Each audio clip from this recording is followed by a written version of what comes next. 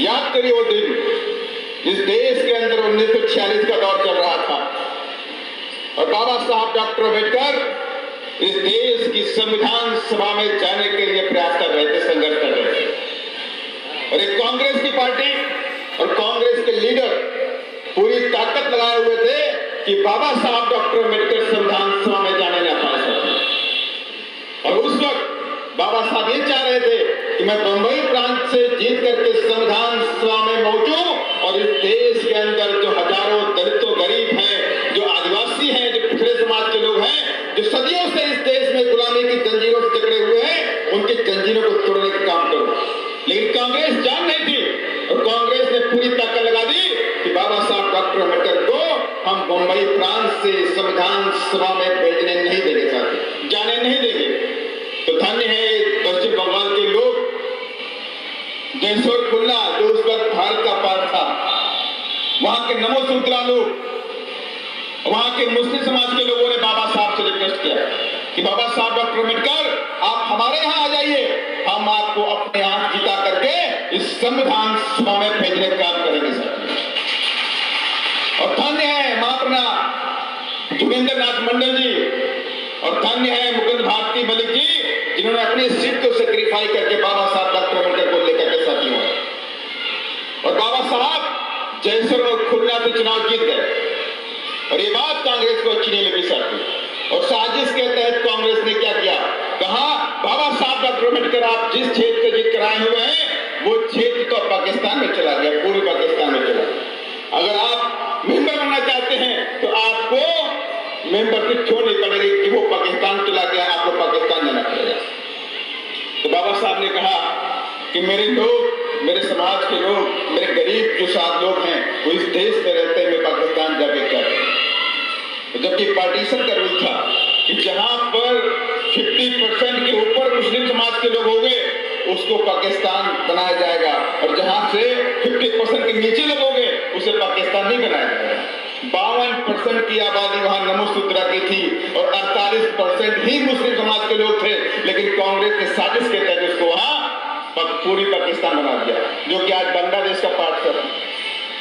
और बाबा साहब यहीं से चुनाव जीते और उसके बाद जब कांग्रेसी ने उसको पूरी पाकिस्तान बना दिया तो बाबा साहब ने अपने दुखद घटना को अंग्रेजों के सामने रखा कि आप तो पावर का ट्रांसफर करके चले जाओगे, अपनी पावर कांग्रेस के हाथ में देकर चले जाओगे, लेकिन उनका क्या होगा, ये करोड़ों करोड़ों दलितों, आदिवासियों, पिछड़ों को क्या होगा जो सदियों से गुलामी के जंजीरों में जकड़े हुए हैं, इनके साथ में आप न्याय नहीं कर रहे। तो अंग्रेजों ने इस बात को समझा, बाबा साहब की बात को मान करके कांग्रेस से कहा कि जब तक आप बाबा साहब डॉक्टर अम्बेडकर को संविधान सभा में नहीं लाते हो तब तक हम आपको पावर का ट्रांसफर नहीं करने वाले साथियों।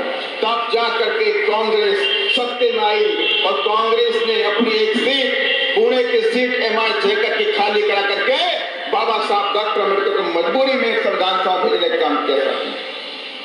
इसलिए मैंने कहा ये धरती जो क्रांतिकारी धरती है और हमें ऐसा विश्वास है कि क्रांतिकारी धरती से ही बाबा साहब के सपनों को पूरा करने का बिल्कुल फूका जाएगा। साथियों आप सब ने देखा है देश के अंदर जो बाबा साहब का जो सपना पूरा हुआ, उत्तर प्रदेश के अलावा किसी और प्रदेश के अंदर आज तक बाबा साहब का सपना नहीं पूरा।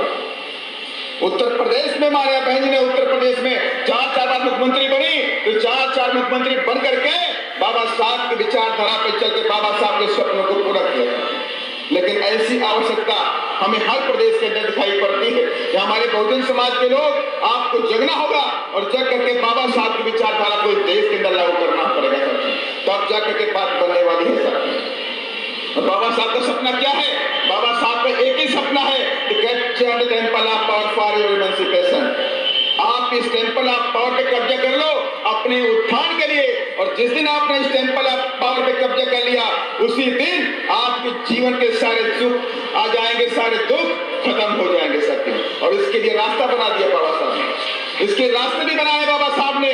और बाबा साहब ने कहा है मेरे बच्चों इस बनाए हुए रास्ते पर चलो, आप इस देश का राजा बन जाएंगे। और रास्ते कौन से थे? बाबा साहब ने हमें उपदेश दिए हैं, शिक्षित बनो, संघर्ष करो और संगठित रहो sir. Educate yourself, educate yourself और यूनाइट योरसेल्फ, ये 3 बातें बोली बाबा साहब ने। और बाबा साहब ने हमें हथियार दिया, वोट अधिकार दिया, कहा इसी वोट के जरिए आपको इस टेम्पल ऑफ पावर पे कब्जा करना है। और ये बात हम आज तक अपने दिमाग में, अपने जहन में उतार नहीं पा सकते। अगर इस बात को बाबा साहब की हम मान लें तो हम मानेंगे आप सच्चे फॉलोवर साथी हो। आज बाबा साहब के साथ साथ आज 11 अप्रैल साथियों है, और 11 अप्रैल के दिन महात्मा ज्योतिबा फूले के जन्म दिवस होता है, जिन्होंने आज हमें इस देश के अंदर शिक्षा का अधिकार दिया है। और आज से 3 दिन बाद बाबा साहब का जन्म दिवस साथियों है।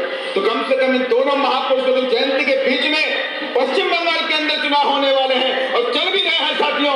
तो मैं आप सबसे चाहता हूं कि बाबा साहब की प्रण लेकर के बाबा साहब के सपनों को पूरा करने का प्रयास आप करेंगे सर, पूरी ताकत के साथ में अपने बहुजन समाज पार्टी के प्रत्याशी को जिताने का काम करेंगे सर। तब तो जाकर ये बात बनने वाली है सर, वरना क्या होने वाला है आप सब जानते हैं।